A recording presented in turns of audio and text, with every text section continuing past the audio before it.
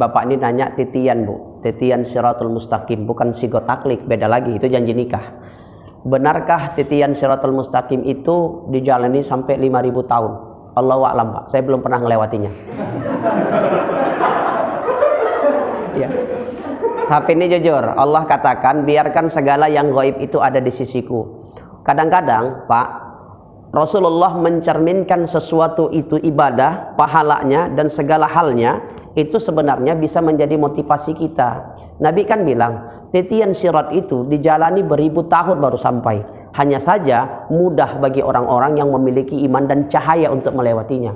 Jadi artinya ini hanya motivasi.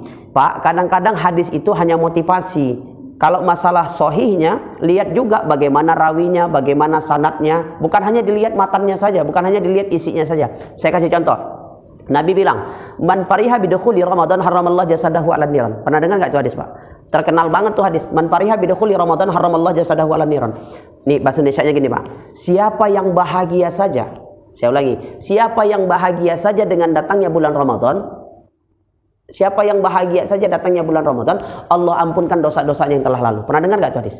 Kalau bahagia saja datang Ramadan, Allah ampunkan dosanya yang telah lalu. Masalahnya, ini hadis kan dhaif. Kenapa boleh digunakan? Kalau untuk menggiatkan ibadah supaya orang nggak gelisah kalau masuk Ramadan. Kan banyak emak-emak nih, kalau mau masuk Ramadan gelisah Bu. Uang belanja tetap.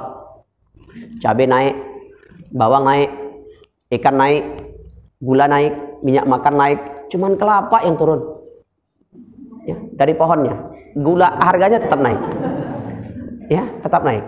Jadi hanya untuk menyemangati, Pak, dibilang Nabi titian sirat itu dilewati ribuan tahun. Benar. Sebagai apa? Sebagai penyemangat kita. Kita jangan sampai yang mencapai ribuan tahun itu menjalaninya. Kalau bisa kita mudah melewatinya. Jadi motivasinya kita. Sama kayak gini. Pernah nggak Pak dengar? Man rabbuka. Pernah dengar nggak? Nanti dalam kubur tuh ditanya man rabbuka, man nabiyuka. Kan ditanya tuh. Itu hadis populer tuh. Yang jadi masalah Pak, kadang-kadang orang itu menyiapkan jawabannya di dunia, benar Pak. Nanti kalau ditanya malaikat ungkar nangkir, marabuka, jawabannya Allah. Di dunia disiapinnya. Tapi sebenarnya yang menjawab itu bukan lisan Pak, tapi yang menjawab itu amal. Maka perbanyak amal. Ini kadang-kadang kita ini Pak, kadang-kadang sesuatu ibadah itu dibuat candaan. Dibuat candaan. Kayak contohnya ada seorang laki-laki datangi Bilal mayit. Pak, nanti kalau aku mati, aku minta pesan satu aja. Apa itu? Nanti kalau aku meninggal dunia, bungkus mayatku pakai kain kapan bekas ya. Loh kok gitu? Biar dipikir malaikat ungkar nangkir aku jenazah yang udah lama, nggak perlu. Ini kan kadang-kadang jadi candaan. Ya. Jadi ibadah itu kalau yang pahalanya besar jadi motivasi Pak. Jadi jangan buat candaan.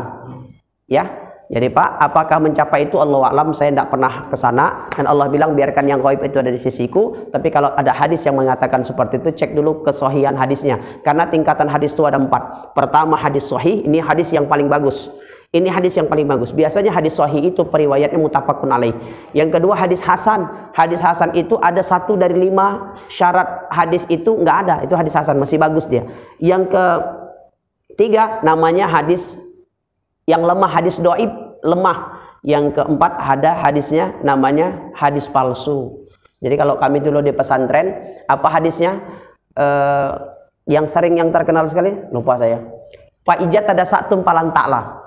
Fa'ijat tada sa'tum palan ta'la. Itu hadis palsu Pak, buatan anak pesantren. Apa artinya itu Ustaz? Fa maka iza apabila, fa iza tadasa. Faiza tadasa tum kamu, apabila terdesak kamu, fa maka lantaklah. Faiza tadasa tum palantaklah. Bila terdesak lantaklah.